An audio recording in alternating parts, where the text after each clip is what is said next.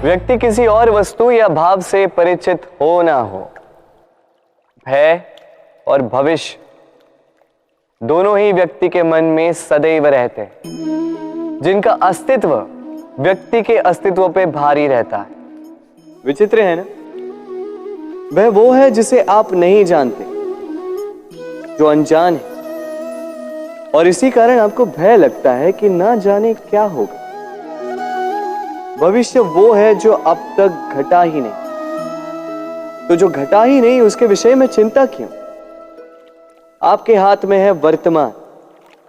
वर्तमान के कर्म सत्य मन से कीजिए और सोचिए ये कि अपने कर्मों को और कितनी श्रेष्ठता से किया जा सकता है। इसलिए आप विश्वास कीजिए, यदि वर्तमान के कर्मों को आप सत्य मन से करोगे तो भय स्वयं ही निकल जाएगा और भविष्य का फल अवश्य ही मीठा होगा। इसलिए भय और भविष्य से डरना छोड़ दीजिए, इस वर्तमान को जी। जीवन में हम कई लोगों से मिलते हैं। आप भी ऐसे कई लोगों से मिले होंगे जिन्होंने स्वयं को असफल मान लिया, निराश हो चुके, जिन्होंने ये स्वीकार कर लिया है कि इस जीवन में उनसे कोई कार्य हो ही नहीं पाएगा, वो कुछ कर ही नहीं सकते, किसी कार्य के वो योग्य ही नहीं। किंतु ऐसा नहीं, इस संसार में ऐसा कुछ भी नहीं है जो योग्य नहीं है।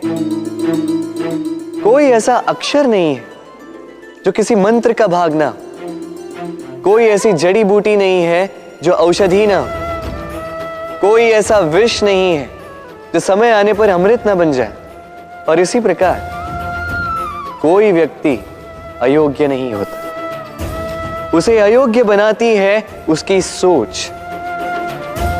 इसलिए स्वयं को जानो, जान जाओगे कि आप क्या हो। अपने अंतर मन को जगाएं। आप देखेंगे कि जिस संसार की नींव ही बनी है आशा से, उस संसार में निराशा, हताशा और हार जैसा कोई भाव अस्तित्व ही नहीं रखता। इतना सुंदर पुस्तक है, सुंदर आवरण है, सजाए हुए पृष्ठ है,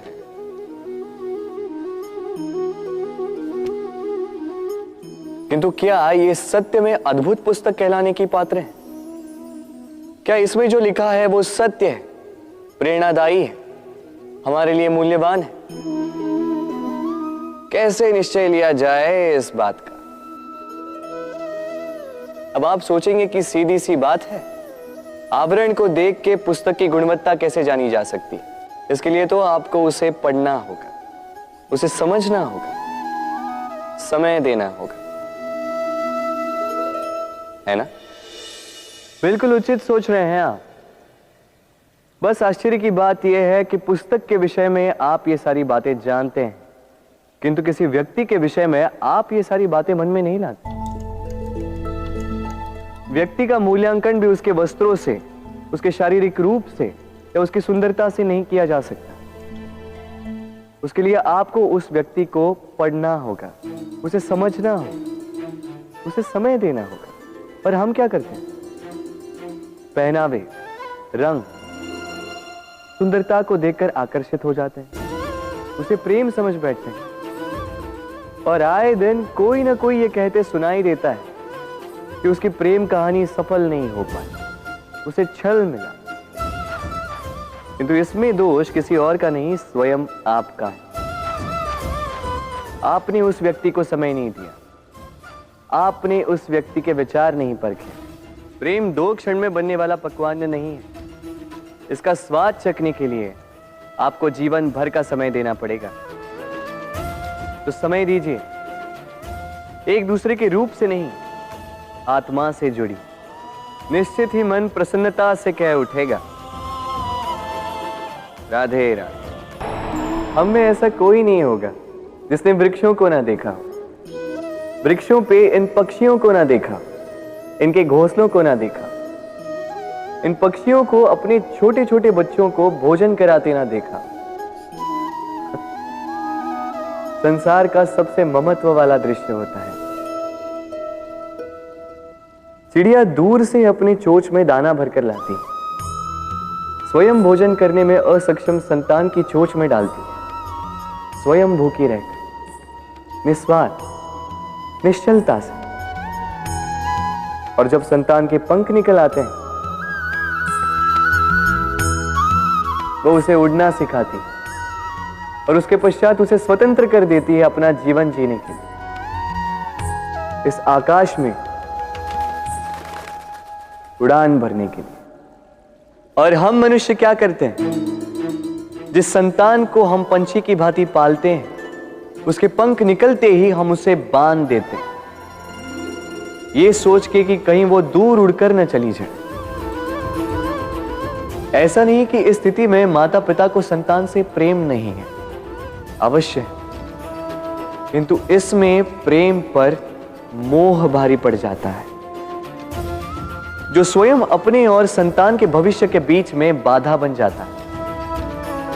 हम ये भूल जाते हैं कि हम केवल जन्मदाता है, भाग्य विधाता नहीं। तो जब प्रेम में मोह आ जाए तो वो प्रेम नहीं, स्वार्थ बन जाता है। इसलिए प्रेम को पास रखिए और मोह को दूर, क्योंकि जिससे प्रेम करते हैं उसका विकास नहीं रोका करते। प्रेम संसार का सबसे पवित्र बंधन है, पर सच पूछो तो ये बंधन से मुक्ति है, स्वतंत्रता है।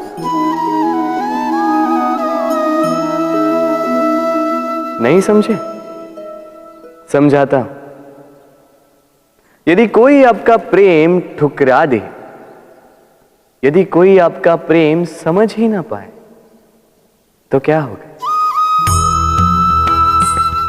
कुछ उदास हो जाएंगे, कुछ छल करके प्रेम पाना चाहेंगे, तो कुछ बलपूर्वक प्रेम पर अधिकार करना चाहेंगे। किंतु यह आवश्यक नहीं कि जिससे आप प्रेम करते हो उसे भी आपसे प्रेम, क्योंकि प्रेम कोई वस्तु नहीं है, न राज्य है, न धन जिसे आप बल से अपने वश में कर सको। प्रेम वो शक्ति है जो आपके लिए हर बंधन तोड़ सकती है, किंतु स्वयं किसी बंधन में नहीं फंसती।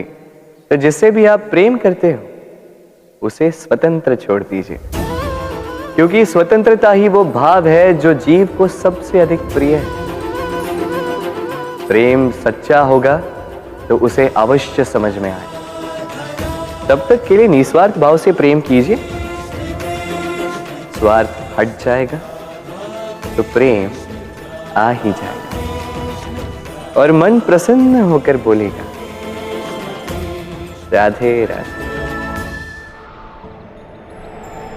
जब भी प्रेम की बात आती है, हम सबसे पहले मन में एक नायक और एक नायिका का चित्रण कर लेते हैं।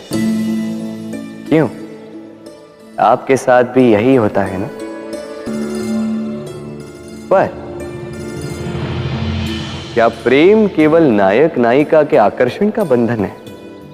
नहीं, प्रेम तो परिवार से हो सकता है, माता पिता भाई बहन से हो सकता है, सखा मित्रों से हो सकता है, देश और जन्मभूमि के लिए हो सकता है, मानवता के लिए हो सकता है, किसी कला के लिए हो सकता है, इस प्रकृति के लिए हो सकता है। पर प्रेम कभी उस पन्ने पर लिखा ही नहीं जा सकता जिस पर पहले ही बहुत कुछ लिखा हो। जैसे एक भरी मटकी में और पानी आ ही नहीं सकता। तो यदि प्रेम को पाना है तो मन को खाली करना होगा, अपनी इच्छाएं, अपना सुख सब त्याग कर समर्पण करना होगा। अपने मन से व्यापार हटा दो, तभी प्यार मिलेगा और मन प्रसन्न होकर बोलेगा, राधे राधे।